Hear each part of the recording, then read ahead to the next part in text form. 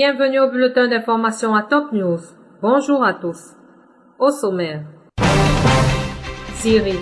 Un raid aérien israélien tue 2 membres du Hezbollah et 3 miliciens pro-régime dans le sud. Liban. Le lieutenant-colonel Rabi Khalil a été tué pour une priorité de passage. Le président iranien Rouhani invite à se rendre en France en novembre. L'armée turque a mené dans la nuit de nouveaux raids contre le PKK en Irak et en Turquie.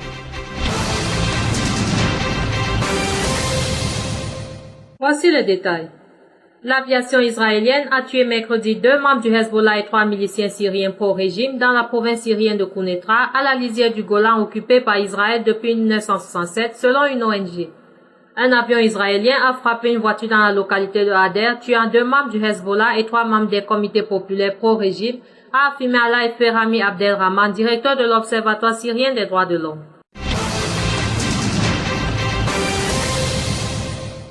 L'armée arabe syrienne a détruit les fiefs des réseaux terroristes à Alep et dans sa banlieue, notamment dans la vieille ville Ali Ramoun et Achar. Une source militaire a indiqué à l'agence officielle Sana que des terroristes ont été abattus au village de Mansoura, à l'ouest de la ville, dans les localités de Reitan et Anadan et aux alentours de localités de Nubol et Zahra. L'armée a aussi exécuté des opérations délicates contre le réseau terroriste du Front al-Nosra dans la banlieue sud-est de la ville, éliminant plusieurs de ses éléments qui se dirigeaient vers Sfera et Kanasser. Elle a tué également des terroristes au village de Nairab. Des médias ont confirmé que l'un des chefs de Daesh, dénommé Abu Omar al-Shishani, qui était responsable des opérations du réseau alentour de l'aéroport de Kouérès et sur le front de Sfera, a été tué dans les opérations de l'armée. Le lieutenant-colonel Rabi Khalil, officier des commandos de l'armée libanaise, décédé mercredi des suites de ses blessures par balle il y a 2 jours, a été abattu pour une priorité de passage, rapporte l'Agence nationale d'information. Le militaire a été abattu sur la route de Beydoun, Komatiye, dans le Kaza de Ali. Ce meurtre intervient plus d'une dizaine de jours après l'assassinat de Georges Rif par Tarek Yatim, également suite à une dispute à propos d'une priorité de passage. Le crime sauvage filmé par des passants avait suscité l'émoi des Libanais.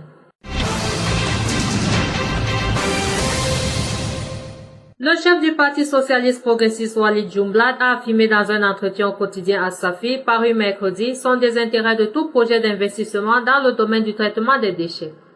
Je n'ai pris part à aucun marché aux magouilles, comme certains l'affirment, s'est défendu le leader druze, alors que le gouvernement se révèle incapable de régler la crise des déchets qui frappe le pays depuis le 17 juillet.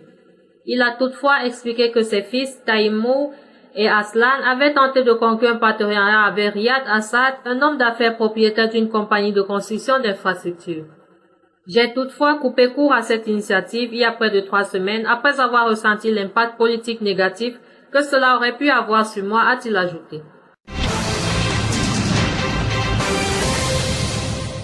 Deux militants palestiniens ont été arrêtés mercredi dans le camp de réfugiés palestiniens de Haï el-Eloué, au Liban Sud, alors que le camp connaît un regain de tension depuis plusieurs jours, rapporte l'Agence nationale d'information. Les 2 membres d'un groupuscule dénommé Al-Makdessi, Saleh Miari et Mohammad Shana ont été arrêtés par les forces de sécurité palestiniennes qui assurent la sécurité du camp. Ils ont ensuite été remis au service de renseignement de l'armée libanaise au niveau d'un barrage situé à côté de l'hôpital gouvernemental de Saïda. Par ailleurs, le bilan des affrontements de mardi soir est monté à 2 morts et 8 blessés, ajoute l'ANI. Le président iranien Hassan Rouhani a été invité par son homologue français François Hollande à se rendre en France en novembre, a déclaré mercredi le chef de la diplomatie française Laurent Fabius en visite en Iran. Je suis porteur d'une invitation de la part du président de la République française au président iranien à se rendre en France, s'il le veut bien, au mois de novembre, a déclaré M. Fabius lors d'une conférence de presse. L'aviation turque a mené dans la nuit de mardi à mercredi une nouvelle série de raids contre des bases et rebelles kurdes dans le nord de l'Irak ainsi que dans le sud-est de la Turquie, a annoncé le gouvernement. Ces opérations aériennes ont été conduites contre le groupe terroriste du Parti des travailleurs du Kurdistan, a précisé un communiqué du bureau du Premier ministre qui cite notamment 6 différents endroits ciblés dans le nord de l'Irak où se trouvent les bases arrières de la guérilla kurde. Autre titre et enfin, le premier ministre israélien Benjamin Netanyahu a annoncé mercredi avoir donné l'autorisation de démarrer la construction immédiate de 300 logements en Cisjordanie occupée. Après des consultations au bureau du premier ministre, la construction immédiate de 300 logements à Beit El a été autorisée selon un communiqué au bureau du premier ministre qui annonce également la planification de plus de 500 logements à Jérusalem-Est occupés et annexés.